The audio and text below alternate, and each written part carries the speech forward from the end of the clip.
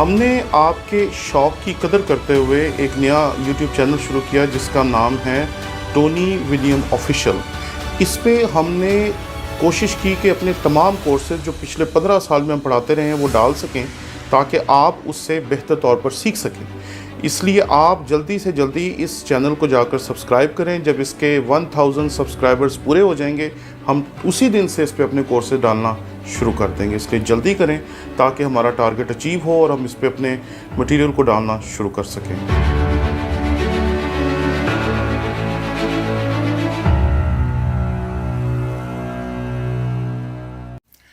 مسیح یسوع کے عظیم و جلیل نام میں آپ کی سلامتی ہو۔ میرا نام پادری پروفیسر ٹونی ولیم ہے۔ میں ایک یوٹیوب چینل کو دیکھ رہا تھا تو وہاں پر لکھا تھا پورے قرآن سے ہزاروں آیات مٹا دی گئیں، ایک سورہ میں 350 آیات غائب ہیں، عیسائی لڑکا ثبوت لے آیا۔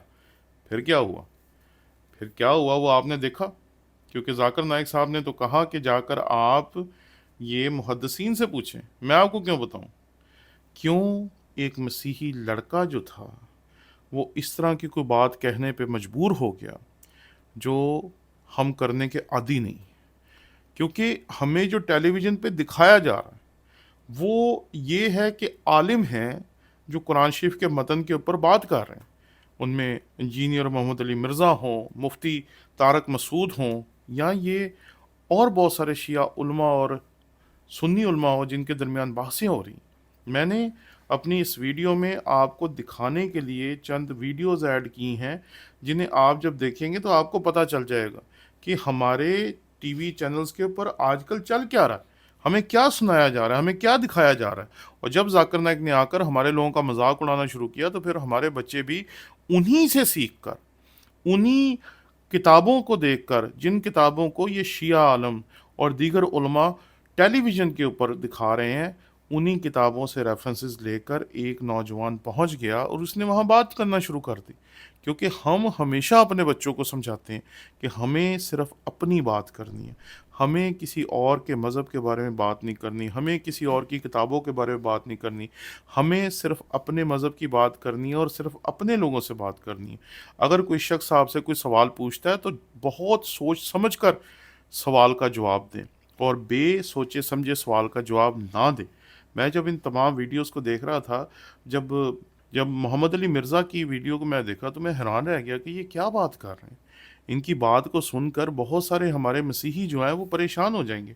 آئے ہم ان ویڈیوز کو دیکھتے ہیں اور اپنے خیالات کا اظہار بھی کرتے ہیں۔ ہم تو پاروں کی تقسیم کو ہی نہیں مانتے، یہ تو بنو امیہ کے دور میں ہوئی ہے اور حقیقت بات ہے۔ قرآن میں پارے تو ہے ہی نہیں تھے، تو بعد میں 30 دنوں میں قرآن مکمل کرنے کے لیے وہ کسی نے ایسے کر کے نا وہ گن کے نا صفحے 30 پارے بنا دیے، اور جس کا ثبوت یہ ہے کہ سورۃ الحجر کی ایک آیت پارہ نمبر 13 میں ہے، باقی پوری سورۃ الحجر پارہ نمبر 14 میں ہے۔ وہ ایک آیت جو ہے وہ ایک لائن بھی پوری مشکل سے بنتی ہے، وہ لائن بھی اس نے نا ادھر نہیں کی کہ ذرا ایونلی ڈسٹریبیوٹ ہو جاتا، ٹھیک ہے۔ تو یہ اس طرح کی غلطیاں اسی لیے ہوتی ہیں کہ جب انسانی اپروچ ہوتی ہے۔ اب یہاں انہوں نے تو کہہ دیا انسانی اپروچ ہے اور یہ اور وہ ہے، لیکن سننے والے نے اس سے کیا سنا، کیا سمجھا، کیا سیکھا، اس کے وہ کون کنٹرول کرے گا؟ کون کہہ سکتا ہے کہ ایسی باتیں جو ہیں وہ جب آپ بچوں کو سنائیں گے تو ہمارے بچے بھی یوٹیوب دیکھتے ہیں، وہ بھی ان باتوں کو دیکھتے ہیں، اور ان باتوں کو دیکھنے کے بعد وہ کیا سمجھتے ہیں، اور آپ اس ویڈیو کو جانتے ہوں گے۔ ہمارے نبی کے بارے میں پوری امت کا اجماع ہے، بھائی نہ لکھنا جانتے تھے اور نہ پڑھنا جانتے۔ ابے بھائی پھر کیوں فالو کر رہے ہو یار؟ خود بول رہے ہو کہ نہ لکھنا جانتے تھے اور نہ پڑھنا، امی تھے۔ ما تخطہ بیمینک، قرآن کہہ رہے ہیں محمد صلی اللہ علیہ وسلم جو قرآن پیش کر رہے ہیں ایک لفظ بھی ان کے دائیں ہاتھ نے کبھی نہیں لکھا، ایک لفظ نہیں لکھا۔ جیسے ہی آیت نازل ہوتی آپ کبھی زید ابن ثابت کو بلا رہے ہیں، کبھی کسی اور صحابی کو بلا رہے ہیں، بھائی لکھو۔ اور دیکھو ہمارے نبی صلی اللہ علیہ وسلم جب قرآن لکھوایا نا تو چونکہ آپ لکھنا پڑھنا نہیں جانتے تھے تو بعض دفعہ کاتب سے گرامر کی غلطی ہوئی لکھنے میں، ہمارے نبی نے اس کی کریکشن نہیں کی۔ آپ کو نہیں پتا چلا کہ گرامر کے لحاظ سے یہ غلط لکھا ہوا ہے، وہ اب تک اسی طرح لکھا ہوا ہے۔ سمجھ رہے کہ نہیں سمجھ رہے؟ مثال کے طور پر بہت ساری مثالیں اس کی قرآن میں، سورہ اقرا بسم ربک الذی خلق میں کیا آتا ہے؟ کلا لئن لم ینتہی لنسفعا بالناصیہ۔ اللہ کہتے ہیں اگر یہ کفر سے باز نہیں آئے ہم ان کو پیشانی کے بالوں سے پکڑیں گے قیامت کے دن۔ تو یہاں ہے لنسفعا، جتنے بھی علماء یہاں بیٹھے ہوئے ہیں ان کو پتہ ہے لنسفعن یہ لام تاکید ہے اور آخر میں نون تاکید ہے. یہ الف کے ساتھ لکھنا گرامر کے لحاظ سے غلط, کیونکہ تنوین ناؤن پہ آتی ہے, سینٹنس پہ یا فعل پہ تنوین کبھی بھی نہیں آتی. سمجھ میں آ رہی ہے بات کہ نہیں آ رہی ہے؟ لیکن یہاں پر کیا ہے, نبی صلی اللہ علیہ وسلم نے پڑھا نا لنسفعن, جبریل آئی آیت لے کے آپ نے اس کو پروناؤن کیا اپنی زبان سے لنسفعن, تو کاتب نے کیونکہ عن میں آواز نون کی آ رہی ہے تو کاتب نے اس وقت لکھ دیا نون کے بجائے الف ڈال دیا جو تنوین کی علامت ہے. یہ گرامر کے لحاظ سے 100% کیا ہے مسٹیک. یہ گرامر کے لحاظ سے 100% کیا ہے مسٹیک. یہ گرامر کے لحاظ سے 100% کیا ہے مسٹیک. آپ کبھی بھی عربی میں سینٹنس پہ تنوین نہیں ڈالو گے, لیکن یہاں لنسفعن پہ دو زبر ڈلے ہوئے ہوں گے, الف لکھا ہوا ہوگا. یہ گرامر کے لحاظ سے 100% کیا ہے, بولو غلط. یہ گرامر کے لحاظ سے 100% کیا ہے, بولو غلط. کاتب وحی نے لکھا, نبی لکھنا پڑھنا نہیں جانتے. اور کمال کی بات ہے جو لکھا آج تک کوئی مائی کا لال پیدا نہیں ہوا کہ اس کو نون بنا دے. اب کہنے کے لحاظ سے اوپر سے تو لگے گا یہ غلط ہے, لیکن بھائی اللہ نے یہ اس لیے ہونے دیا, بتا دیا کہ محمد صلی اللہ علیہ وسلم واقعی امی تھے. نمبر 2, ہم نے اس قرآن کی حفاظت ایسے کی ہے کہ اگر ظاہری لحاظ سے اس میں کوئی غلطی لکھنے میں, ظاہری لحاظ سے, ورنہ تو اس میں بڑی حکمت ہے, ہوئی بھی ہے, ہم نے اس کی بھی کریکشن کی کسی کو اجازت نہیں دی. لیکن بھائی اللہ نے یہ اس لیے ہونے دیا, بتا دیا کہ محمد صلی اللہ علیہ وسلم واقعی امی تھے. نمبر 2, ہم نے اس قرآن کی حفاظت ایسے کی ہے کہ اگر ظاہری لحاظ سے اس میں کوئی غلطی لکھنے میں, ظاہری لحاظ سے, ورنہ تو اس میں بڑی حکمت ہے, ہوئی بھی ہے, ہم نے اس کی بھی کریکشن کی کسی کو اجازت نہیں دی. جو ہے جیسے لکھا گیا ایز اٹ از چلا رہا ہے. بڑے بڑے عربی گرامر کے ماہرین آئے, انہوں نے بتایا سینٹینس پہ تنوین نہیں آتی, دو زبر دو زیر دو پیش نہیں آتے, نہیں آتے. یہاں آئے ہوئے ہیں, پتہ نہیں کیوں آئے ہوئے بھائی, اس وقت لکھا ہی ایسے تھا. آپ جانتے ہیں کہ مفتی طارق مسعود صاحب نے جب اس کی ریکارڈنگ کروائی اور اس کے بعد کتنا بڑا مسئلہ ہمارے پاک و ہند میں پڑ گیا, ان کے اوپر کتنے فتوے لگے, پھر انہوں نے رجوع کیا, معافی مانگی, اور پھر لوگوں نے کہیں جا کر انہیں معاف کیا. لیکن ایک ایسا بندہ جو سادہ لوگ ہے, جو قرآن فہمی سے ناواقف ہے, جب وہ ان کی اس ویڈیو کو دیکھے گا تو اس سے کیا سمجھے گا, کیا سیکھے گا, اور کیا تعلیم حاصل کر کے وہ لوگوں کو سکھائے گا.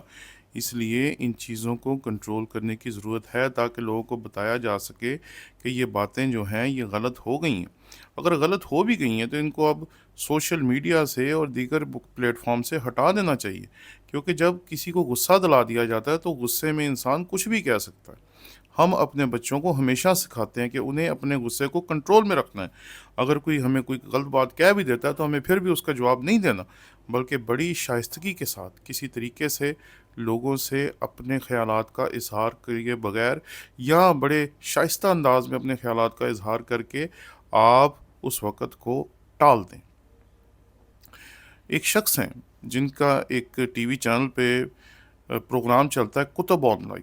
انہیں بہت شوق ہے کہ وہ جا کر دوسرے لوگوں سے پوچھتے ہیں کہ کیا آپ کا مذہب آپ کو یہ سکھاتا ہے, کیا مذہب آپ کو یہ تعلیم دیتا ہے. بہت سال پہلے کی بات ہے جب یونان آباد میں دھماکہ ہوا تو وہاں آ کر انہوں نے ہمارے مسیحی بھائیوں سے پوچھا کہ کیا چرچ آپ کو سکھاتا ہے کہ آپ نے 2 لوگوں کو زندہ جلا دیا, مار دیا, یہ کر دیا, وہ کر دیا, کیا چرچ اس کی تعلیم دیتا ہے.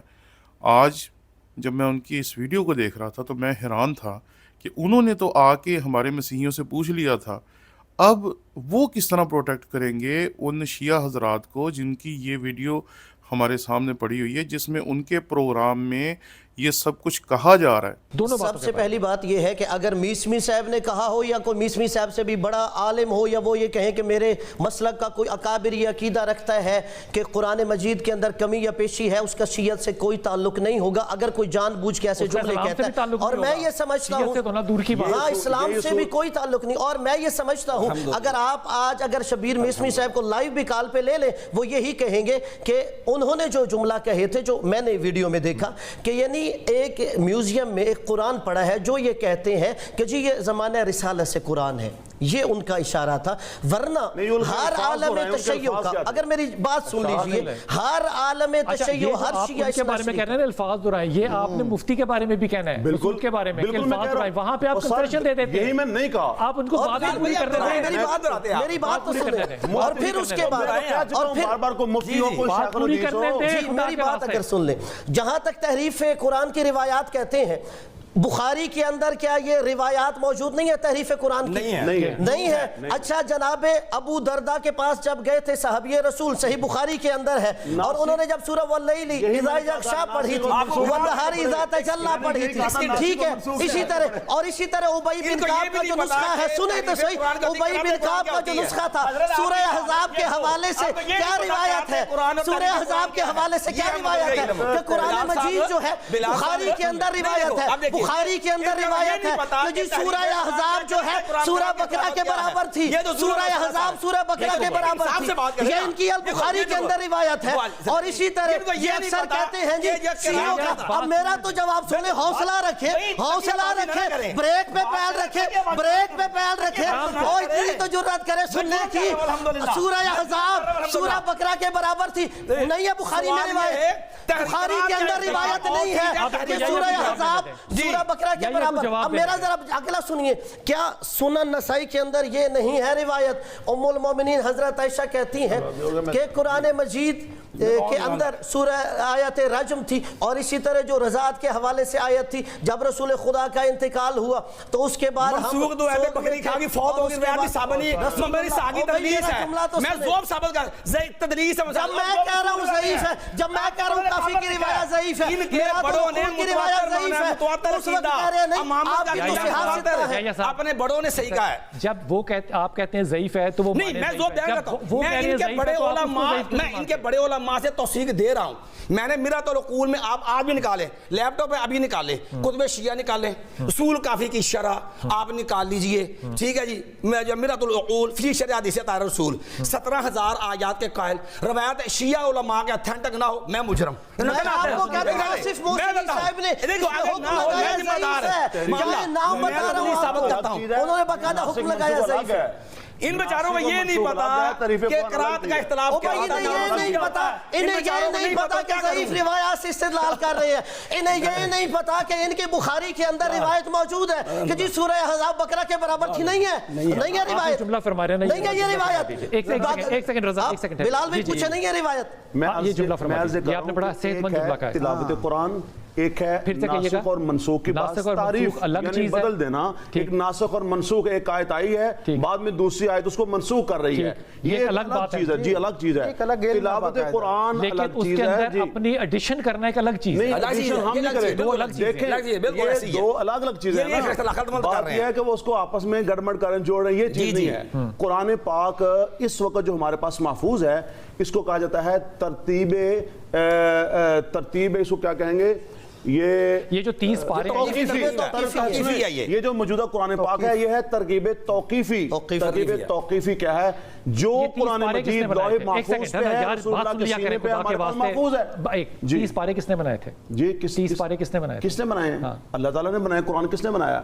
قرآن پاک کا سارا اللہ پاک نے نازل کیا. جی یہ اصل میں بات یہ ہے کہ قرآن پاک کس نے بنایا ہے, 30 پارے کس نے بنائے, قرآن کا نزول کس نے کیا ہے, 30 پاروں کی تقسیم کس نے کی تھی. آپ کے پاس جب نہیں ہے جواب, موقع تو دے. آپ نے بات غلط کی ہے نا, میں بات قرآن کی ترتیب توقیفی کی کر رہا ہوں, تو آپ میری بات پہلے بات تو سن لیا کریں. اس سے چھوٹا جملہ میں یہ عرض کر رہا ہوں کہ ہمارے پاس جو موجودہ قرآن پاک ہے, یہ جو ترتیب ہے یہ توقیفی ہے, جو اللہ تعالیٰ کے پاس لوح محفوظ پہ ہے, حضور صلی اللہ علیہ وسلم کے سینے پہ ہے, صحابہ کے پاس تھا, آج تک امت میں ہے, قیامت تک یہی قرآن ہمارے پاس ہے. اچھا انہیں یہ پوچھئے رسول کے زمانے میں کن کے عقیدے کے مطابق قرآن جمع ہو چکا تھا؟ قرآن میں کتاب کی صورت میں موجود تھا. اگر میں سوال کر رہا ہوں تو میرے سوال پہ پوچھ لیں, پھر بات میں نے اس کا جواب سن لیں, اس کا جواب سن لیں. اچھا اگر یا بولیں گے تو غیر شرعی ہوگا. ان کا جواب نہیں, جو غیر شرعی نہیں ہے, ان کو بات تو کرنے دینا. بات کا سامنے جو بات کی سن لیں. حضور نبی کریم صلی اللہ علیہ وسلم کے زمانہ میں قرآن پاک مکمل ہو چکا تھا. قرآن کا تعلق وہی الہی سے ہے, قرآن مکمل ہو چکا تھا, ایک جگہ پہ جمع نہیں تھا, کہیں پہ صورتیں تھیں, کہیں پہ آیتیں تھیں, اور جمع کیسے ہو سیدنا چکا ابو تھا بکر پھر؟ آپ اپنی صدیق بات خود رضی ہی اللہ deny کر عنہ، رہے سن لیں میری نہیں، میں ایک جزون بات تو پوری کر رہا ہوں. محفوظ تھا نا بھائی، جزون محفوظ تھا. اس کا مطلب مجلد ایک منٹ میں وہی بات کر رہا ہوں نا. مجلد ضروری سمجھ نہیں ہے. بات تو کر رہے ہیں یا کو بات کر رہے ہیں، صرف 30 خدا کے واسطے سیکنڈ غلط فہمی سنیں، نہ میں اپنی پیدا بات پوری کرتا ہوں 30 سیکنڈ میں.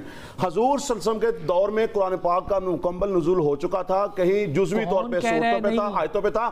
حضرت ابو بکر صدیق رضی اللہ تعالیٰ عنہ کے دور میں یہ جو قرآن پاک ہے اس کو جمع کیا گیا، اس کو کتابی شکل میں لایا ان کو گیا. جواب دینے دیں حضور. بلال بھائی بات دیکھیں، اصل مطلب دیکھیں ہمارا جو آخری منٹ ہے، آخری پوائنٹ، گزارش ہے ہماری گفتگو اس تناظر میں ہوئی لا الہ چشتی رسول اللہ کے تناظر میں. جی یہ کفر کوئی بھی کرے، کسی کو کفر کی معافی نہیں ہے. بالکل نہیں، نہ ہونی چاہیے. میں ہوں، بکر ہو، کوئی بھی ہو، کسی کو معافی نہیں ہوتی. اسی کے تناظر میں تحریف قرآن، اسی میں لا چشتی رسول اللہ جو میں نے کہا تھا آپ سے. گزارش ہے ہم کسی کو ڈیفینڈ نہیں کرتے، قانون سب کے لیے ایک جیسا، انصاف سب کے ساتھ ہونا چاہیے. لیکن یہ ہے کہ غلطی کو غلطی ثابت کرنا چاہیے، ثابت کرنے کے بعد قانون کے مطابق اس کو امپلیمنٹ کرنا چاہیے. ہمارے ملک کے اندر 295 ایکٹ غلط نہیں ہے، لیکن اس کا شکار ہمیشہ حق نجائز لوگ ہوئے ہیں. ٹھیک ہو گیا. جب اس قانون کو عوام کے ہاتھ میں حق دے دیا گیا، جس کو جو بندہ پسند نہیں نا. قرآن 30 پاروں میں کب تقسیم ہوا؟ یہ تو حجاج کے دور کی بات ہے نا، یہ قرآن مجید پورا ہے، یہ تو عوام کی کون سے دور کی بات ہے؟ حجاج کے دور کی ہے. حجاج کے دور میں 30 پارے بنے. یہ قرآن مکمل ہے، یہ صرف عوام کی میں صورت تو سوال ہی الٹا اور پوچھ رہا ہوں، میں کہہ رہا ہوں یہ 30 پاروں میں کب تقسیم ہوا؟ جی یہ بات حجاج کے دور کی بات ہے. حجاج بن یوسف، جی رکوعات اور یہ حجاج بن یوسف نے 30 پارے کیے. کوئی اعتراض آپ کو اس بات پہ؟ کیا اعتراض؟ حجاج بن یوسف. آپ کس آپ اس کا ون سائڈ قرآن مجید میں کوئی ایک حرف بھی بدل نہیں ہے. آیت حجاج بن یوسف نے جو 30 پاروں کی ترتیب مرتب کی، ایک لمحے کے لیے ہم اس پہ ہی آ جاتے ہیں. جی مجھے بتائیں، پوری ذمہ داری کے ساتھ یہ بات میں کہہ رہا ہوں، کوئی آدمی مجھے یہ بتائے یہ جو 30 پاروں کی ترتیب ہے اس میں کوئی ایک آیت بھی اس نے منفی کی ہے یا بیچ یعنی حجاج بن یوسف نے ایڈ کی ہے؟ نہیں کی نا. اس کا مطلب ہے قرآن کا ٹیکسٹ تو وہی ہے جو رسول اللہ صلی اللہ علیہ وسلم کے زمانے سے پوری صحت اور حفاظت کے ساتھ آ رہا ہے. یہ اتنا میں سمجھتا ہوں ایک نامناسب پیغام جا رہا ہے ہمارے سامعین اور ناظرین تک. اس وقت عالم کفر جو ہے اس کے پاس ان کے دانت کھٹے کرنے کے لیے، ان کو لاجواب کرنے کے لیے آپ کے پاس، میرے پاس، اس امت کے پاس جو 3-4 سب سے زیادہ بنیادی، اساسی، ٹھوس، مضبوط، بے بدل حوالے موجود ہیں نا، جواز موجود ہے اس امت کا اس نظریے پہ اکٹھا ہونے کا. اس میں ایک قرآن حکیم کی صحت ہے، اس کا اہتمام ہے، اس کی حفاظت ہے. اس کی حفاظت وصول نہیں کر جو سکتے. بندہ نہیں کہہ رہا، آپ مفتی کہہ رہے ہیں نا، آپ اس کو بار بار مفتی کہہ کے مفتی بنائے جا رہے ہیں. ہم تو اس کی غیر سنجیدگی کی وجہ سے ہم اس کی علامہ صاحب سادہ سی بات ہے. ایک آدمی امام غزالی کسی کو تو بولنے دیں، دیکھیں فابو کسی کو تو بولنے دیں. یہودیوں نے کہا کہ فاتحو لکھ دیں، ایک نقطہ بھی تبدیل جو کہ میرے نزدیک قابل قبول نہیں ہے. لیکن یہ ان کا چونکہ 2 فرقوں کا مسئلہ، اس لیے ہماری رائے اس میں بالکل ثانوی حیثیت رکھتی ہے. لیکن حقیقت یہ ہے کہ کیا ایسی باتیں کہنی چاہیے. اور آپ دیکھیں گے کہ شیعہ عالم جن احادیث کی بات کر رہے ہیں، جن ریفرنسز کی بات کر رہے ہیں، اور جو بعد میں اس مسیحی لڑکے نے جو ریفرنسز پیش کیے، جو حوالہ جات پیش کیے، وہ سیم ہے. کیونکہ اس نے بھی یہی پروگرام دیکھا ہوگا، اور یہ پروگرام دیکھ کر اس کے ذہن میں بھی آیا ہوگا کہ اگر کوئی بائبل کے اوپر اعتراض کر رہا ہے تو ہم بھی جا کے اس پہ اعتراض کر دیتے ہیں. اور بہت سارے لوگوں نے اس حقیقت کو سمجھا کہ جب اس بچے نے ذاکر نائک صاحب سے سوال پوچھا تو ذاکر نائک نے اس کا کوئی جواب نہیں دیا، بلکہ کہا کہ اس کا جواب محدثین کو دینا چاہیے. لیکن اگر آپ غور کریں کہ انہوں نے تو یہ بات کہہ کہ اپنی جان چھڑا لی، لیکن اب بے شمار یوٹیوبرز ہیں جو اس لڑکے کے پیچھے پڑے ہوئے ہیں کہ اس نے قرآن پاک میں غلطیاں دکھا دی، اس نے ریفرنسز دکھا دیے، اتنا یہ دکھا دیا، اس نے وہ دکھا دیا. اس نے ہم سے سیکھ کر کچھ نہیں دکھایا، اس نے ہم سے سیکھ کر کچھ نہیں دکھایا.